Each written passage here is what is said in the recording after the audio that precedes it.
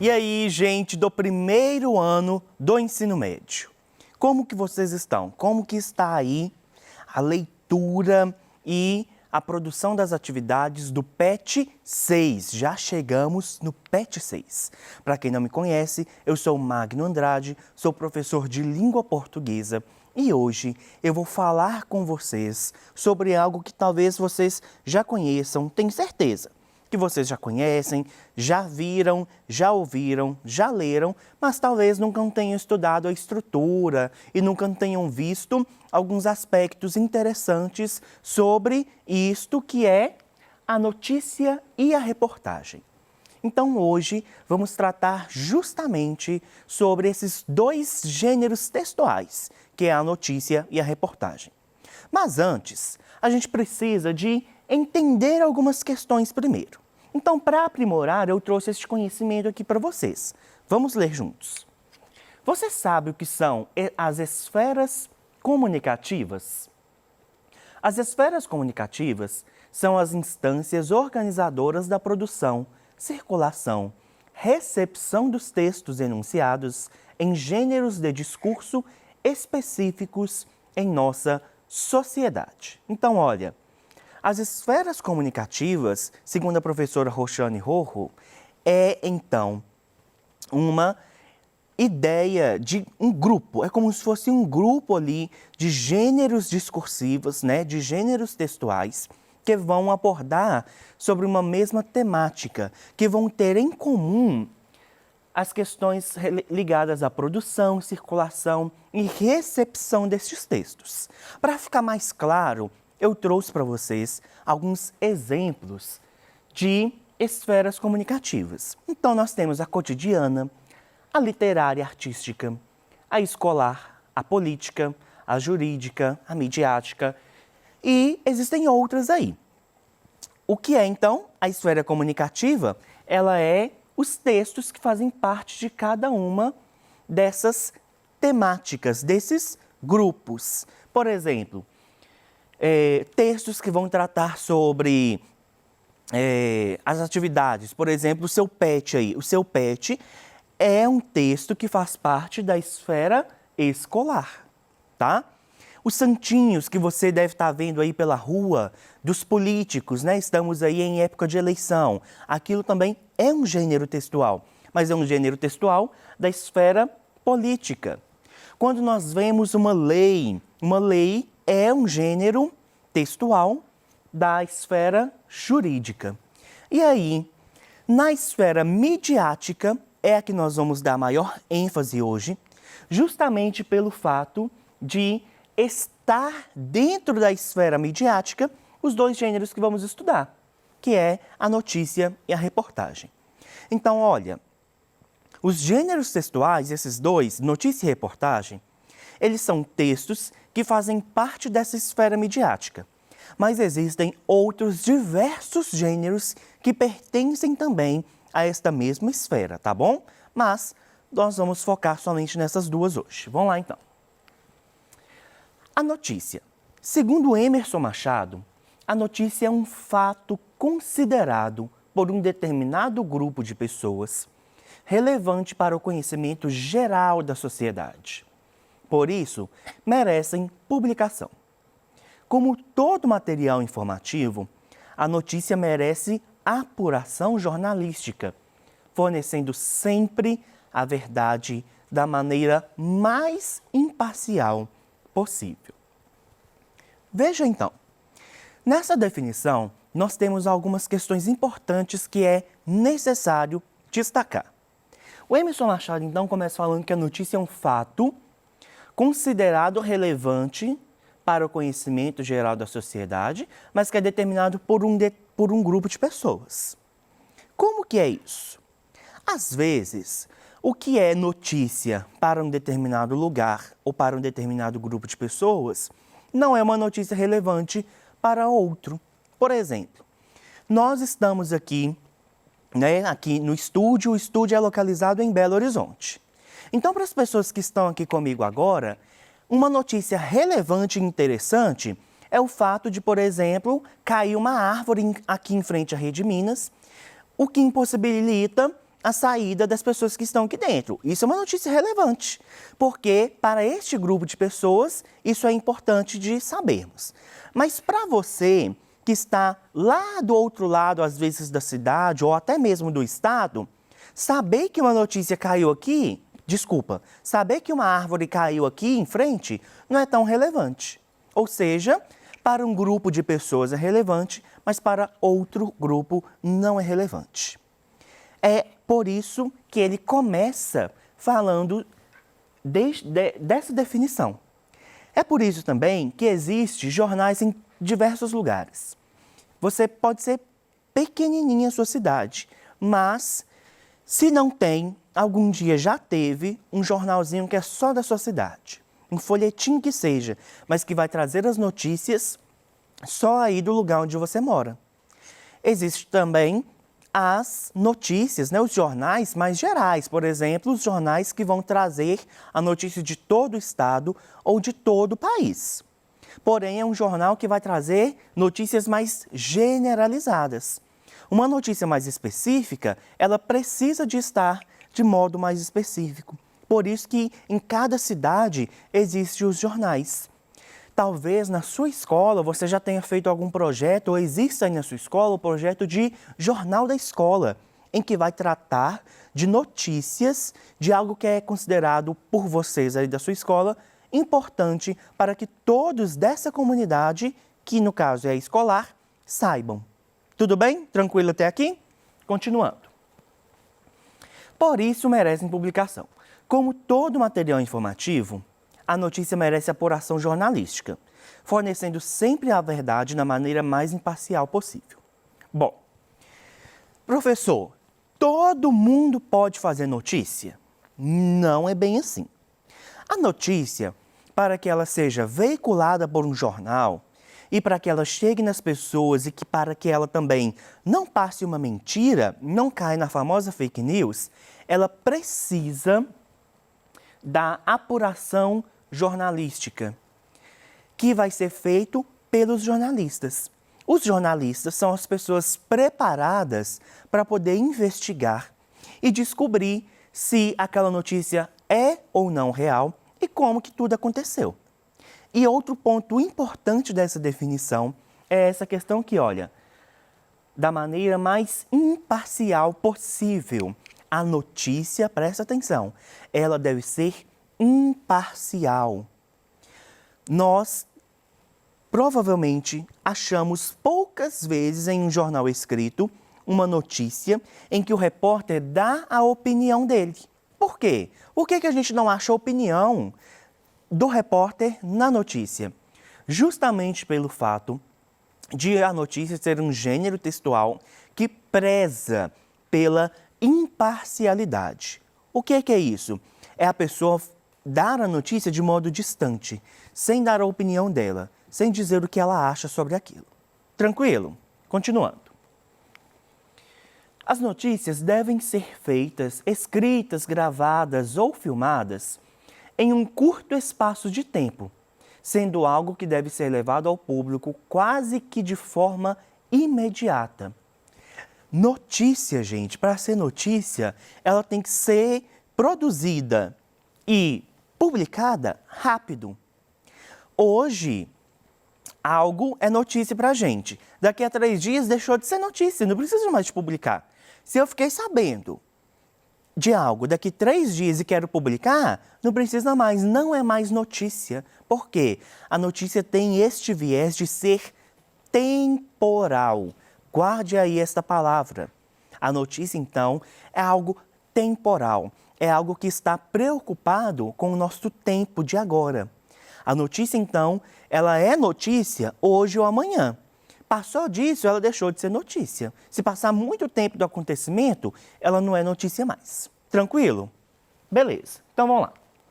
A estrutura da notícia. Ela começa, então, aqui, olha, com a manchete. Percebam que eu coloquei a manchete chamando mais atenção, olha. Ela é maior, a letra está negritada, então ela chama mais atenção. Depois da notícia vem o subtítulo. O subtítulo, então, ele também está aqui em destaque, mas com um pouquinho menos de destaque do que a notícia, desculpa, do que a manchete ou título. E aí vem aqui o lead. O lead em que deve-se responder o que é, quem, o sujeito, né, que está envolvido, quando, onde, como, por quê, se possível.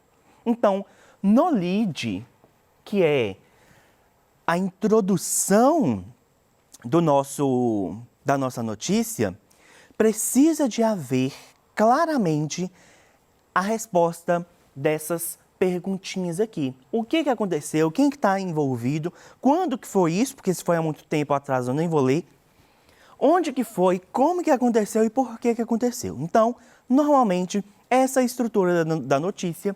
E aí depois vem o corpo da notícia, olha. O corpo da notícia. Aqui, o jornalista irá desenvolver aquilo que foi dito no lead. O maior número de detalhes e informações do fato noticiado será colocado aqui, seguindo a fórmula da pirâmide invertida. Então, presta atenção. Aqui no corpo da notícia é onde que o repórter vai colocar a citação de uma vítima daquela notícia, ou de um policial, ou de uma testemunha, né? Alguém que presenciou aquele acontecimento.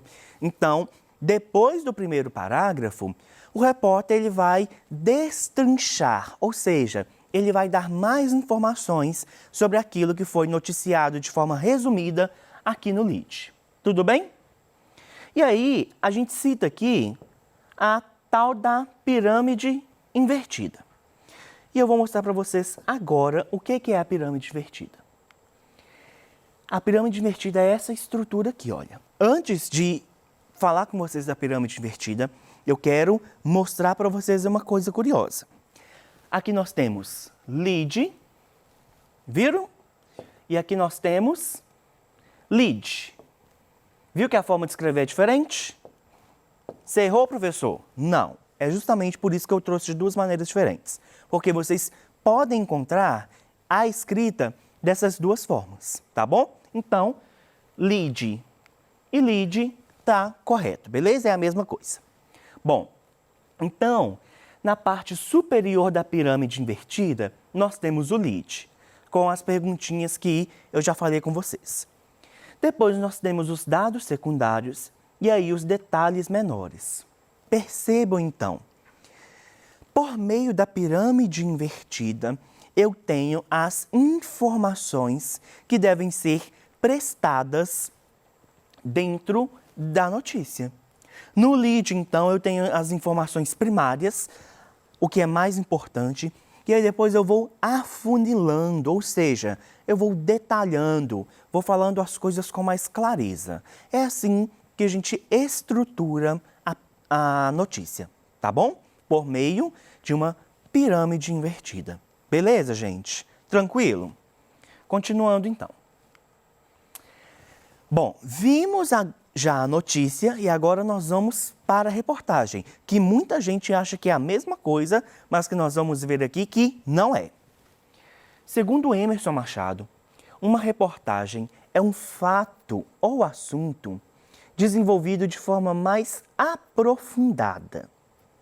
Ela conta com diversos elementos para oferecer ao leitor várias versões de um mesmo tema, interpretações dos dados e acontecimentos. Vejam então, a reportagem, ela vai tratar dos temas de uma forma mais profunda, olha só. Ela então vai dizer, às vezes, do mesmo assunto que a notícia disse, mas ela vai trazer de uma forma mais profunda. Ela vai dar muito mais detalhes sobre aquilo que ela está dizendo, tá? Além disso, ela conta com diversos elementos para oferecer ao leitor as várias versões de um mesmo tema. É na reportagem, então, que a gente vê, por exemplo, numa reportagem que você viu na televisão, você vê a opinião de um médico, por exemplo, coronavírus. Aí vem um comerciante e fala sobre o coronavírus, vem um médico infectologista e fala sobre o coronavírus, vem uma dona de casa e fala sobre o coronavírus. Ou seja, a reportagem, ela possibilita que várias versões sobre aquele assunto sejam tratadas. A notícia não. A notícia chega e fala, tantas pessoas morreram no dia tal de coronavírus. É isso que a notícia faz. E a reportagem não. A reportagem vai tratar de uma maneira diferente aquele assunto. Tranquilo, gente? Continuando então. A estrutura da reportagem. A reportagem segue basicamente a mesma estrutura que a notícia. A diferença é que a reportagem é mais longa. Por isso as informações são mais detalhadas.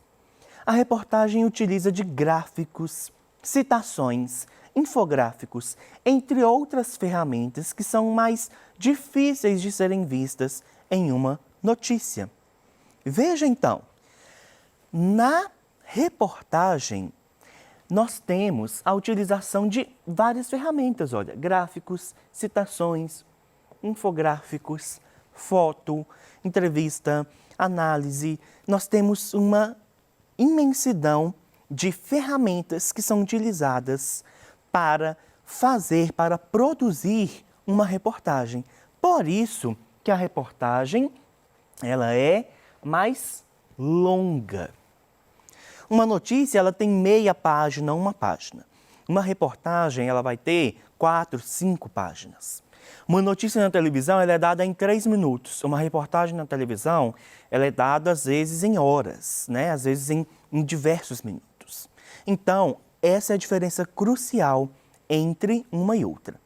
Outra diferença importante é a questão do tempo.